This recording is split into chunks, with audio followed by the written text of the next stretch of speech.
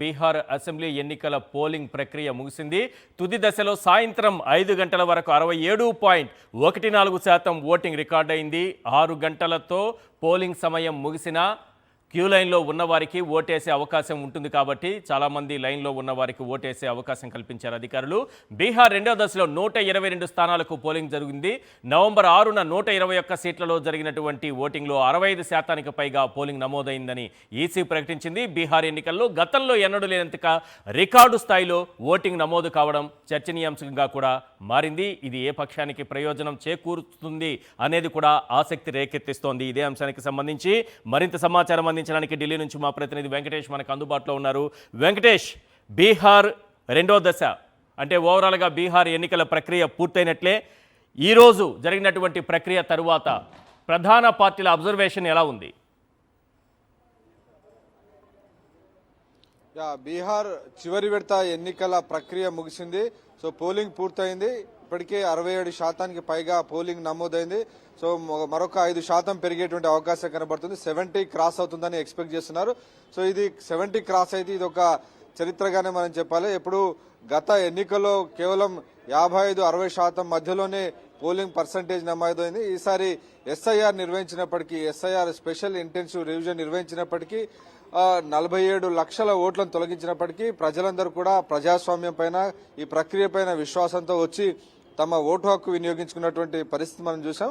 So ఆ నేపథ్యంలో తొలి దశ ఎన్నికల్లో 65%, సో రెండో దశ ఎన్నికల్లో ఆల్మోస్ట్ 67% ఆల్రెడీ రికార్డ్ అయింది కాబట్టి 70 క్రాస్ అయ్యేటువంటి అవకాశం ఉంది. సో మొత్తానికి మంచి పోలింగ్ పర్సంటేజ్ జరిగింది కాబట్టి పెరిగినటువంటి పోలింగ్ పర్సంటేజ్ ఎవరికి అనుకూలంగా ఉంటుంది, ఎవరికి వ్యతిరేకంగా ఉంటుంది అన్న దానిపైన భిన్నమైనటువంటి అంచనాలు వస్తున్నాయి. సో కొన్ని ఎగ్జిట్ పోల్ ఫలితాలు మన వద్ద ఉన్నాయి. సో అందులో దాని ప్రకారం కనుక చూస్తే మహిళలు భారీ సంఖ్యలో ఎన్డీఏ కూటమికి ఓటేశాయని, సో తిరిగి మరోసారి నితీష్ కుమార్ సీఎంగా అధికారం చేపడతారని కొన్ని ఎగ్జిట్ పోల్ ఫలితాలు వెల్లడిస్తున్నాయి. దాదాపు ఎన్డీఏ కూటమికి ఆల్మోస్ట్ 130 నుంచి 150 మధ్యలో ఎన్నికల ఫలితాలు వచ్చేటువంటి అవకాశం ఉందని మనకు తెలుస్తుంది. సో మ్యాజిక్ ఫిగర్ ఇక్కడ 122, మొత్తం 243 అసెంబ్లీ సీట్లున్నాయి కాబట్టి అధికారాన్ని చేజిక్కించుకోవాలంటే 122 మ్యాజిక్ ఫిగర్ దాటాల్సి ఉంది. కాబట్టి ఎన్డీఏ కూటమికి 133 నుంచి 159 స్థానాలు దక్కే అవకాశం ఉందని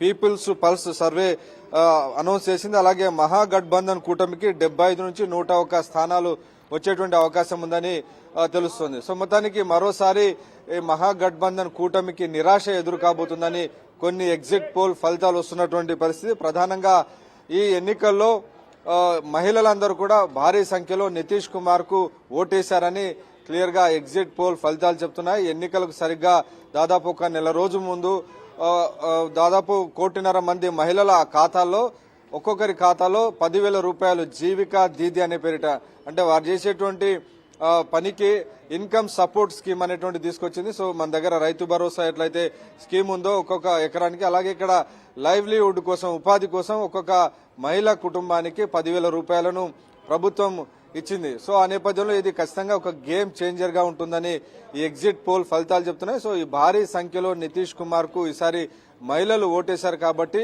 మహిళలు పెరిగినటువంటి ఓటు కూడా మహిళలే పెద్ద సంఖ్యలో అక్కడికి పోలింగ్ కేంద్రాలకు తరలి వచ్చారు కాబట్టి డెఫినెట్ గా ఇది ఎన్డీఏ కూటమికి ప్లస్ అవుతుందనేది ఎగ్జిట్ పోల్ ఫలితాలు చెప్తున్నటువంటి పరిస్థితి. అలాగే ఇటు మహాగఠబంధన్ కూటమి ఈసారి మార్పు, అలాగే ప్రభుత్వ వ్యతిరేకత పైన ప్రధానంగా ఆశలు పెట్టుకుంది. అలాగే పెద్ద ఎత్తున బీహార్ అంటేనే ప్రజలందరూ కూడా ఇతర రాష్ట్రాలకు పని కోసం వలస వెళ్తుంటారు. సో ఇలాంటి వలసలన్నీ కూడా లేకుండా తాను చేస్తాను, ప్రతి ఇంటికి ఒక ఉద్యోగం, ప్రభుత్వ ఉద్యోగం ఇస్తానని తేజస్వి యాదవ్ హామీ ఇచ్చారు. సో ఆ హామీ ఎంత మేరకు ప్రజలు రిసీవ్ చేసుకుంటున్నారన్నది కొంత అనుమానాస్పదంగానే ఉంది. సో ఆ నేపథ్యంలోనే మహాగఠబంధన్ కూటమి అధికారానికి అవసరమైనటువంటి 122 సీట్ల మ్యాజిక్ మార్కును అందుకోలేకపోతుందనేది ఎగ్జిట్ పోల్ ఫలితాలు చెప్తున్నాయి. సో ఎగ్జిట్ పోల్ ఫలితాలు ఇవి ఎగ్జాక్ట్ పోల్ ఫలితాలు కాబట్టి ప్రస్తుతానికి వస్తున్నటువంటి అంచనాలు ఒక సంస్థకు సంబంధించినటువంటి అంచనా ఫలితాలు మాత్రమే మనకున్నాయి.